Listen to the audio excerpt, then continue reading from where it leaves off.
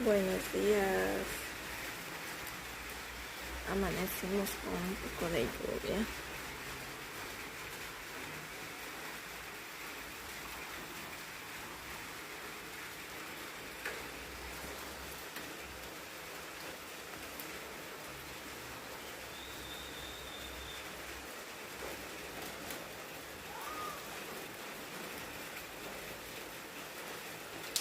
Los son popos y sus nidos.